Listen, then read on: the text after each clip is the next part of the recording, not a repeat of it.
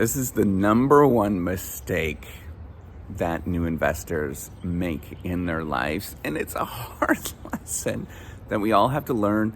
And if you watch this video, hopefully I change your mind and a lot of things that you're thinking about in terms of investing, because I see a lot. I'm a business professor and I see people do this all the time. And this is the number one mistake. You think you're going to get rich. You think that you understand how to actually get rich very, very quickly. I know that this is a really troublesome thing for you to think about, but the process of getting to some place where you actually want to go, it is a slow and meticulous, painful process. And that is the most important thing that I could ever teach you, that you will ever learn from me, is that for you to build wealth, to do good things in this world, is going to take you 30, 40, 50 years of doing things repeatedly that are painful in your life, that are letting go of all of these insecurities that you have, that you think you're going to get to some place and be wealthy, and all of those sort of imaginary things that you have in your mind, that you think that it's going to happen tomorrow, where you're going to be driving around in a Lamborghini and a fast car and all of that kind of stuff. None of that is reality.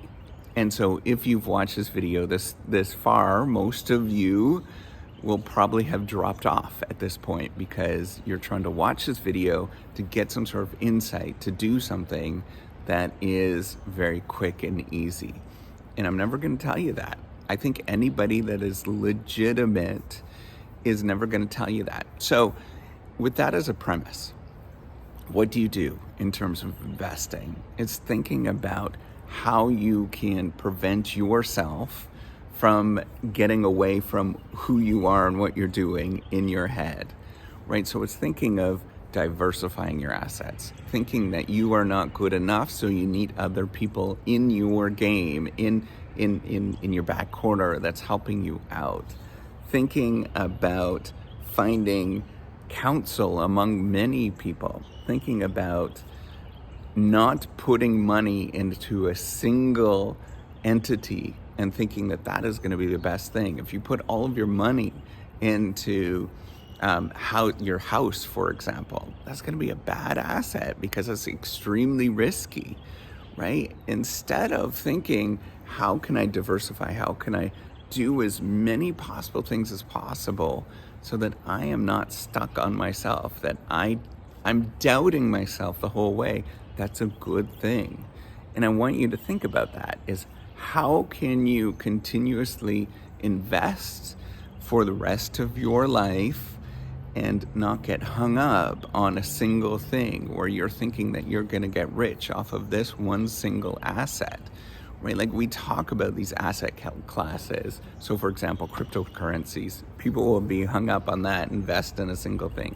That's a terrible idea, right? I think anybody in their right mind that is doing a good job at investing is going to say, don't invest in a whole bunch of the cryptocurrencies, but spread your money out in as much diversity as you possibly can. That means like not picking stocks, right? I don't understand why people want to waste their time picking stocks, because they think that they're really good at this, when there are companies that exist that spend millions, perhaps even billions of dollars trying to pick stocks, and you're competing against them. They're far better than you, and then have a whole team that's behind them of people that have obscene amounts of education and computers and all this kind of stuff, and you're going to sit there and try to pick the stock because that is the thing that's supposed to win? I don't think so. My family, like me, in terms of what we personally do, we're doing okay. And what we do is we don't worry about that part of things, but we diversify. We put our money into, mutual funds and index funds and very basic things.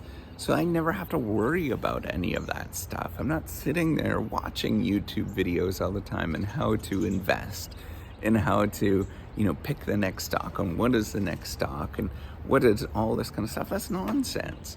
You're just going to waste your time instead of thinking about how can I get out of my head and be more humble as a person.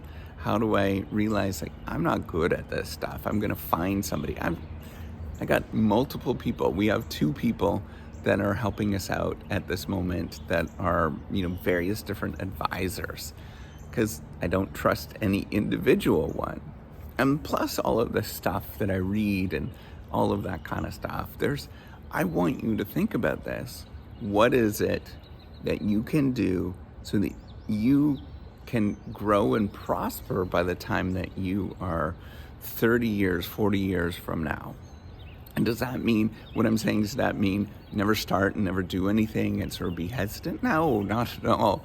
What I mean is take a proportion of everything that you make, an X amount, whether it's 10, 20%, and invest it broadly and not worry about it. Pick things that are going to continuously go up, but then you're investing in very broad-based things, and you repeatedly do that for many, many years. And if you don't have the money right now, if you have debt and all that kind of stuff, pay that stuff off first. That's your best way to get a financial return, is to pay that stuff off, because those are liabilities. You have to pay those things off, right? It's coming back to thinking of how can I be more humble? How can I really work on myself? It's this internal person that you have to work on that is more important than anything else. And anytime that you have a need or a want for something that's fast or something that is going to show to other people, you're going to make a mistake. It's all about this humility inside where you become a better person and you think, I'm not good enough.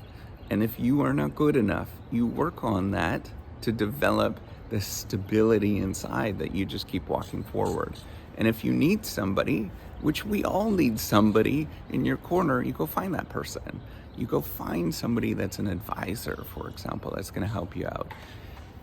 This is an important thing. With most things in life, you often need help by other people that know better. And I encourage you to go find those people. That requires you to be humble and to realize I need this help. And that's okay. All right, take care and have a wonderful day. Bye.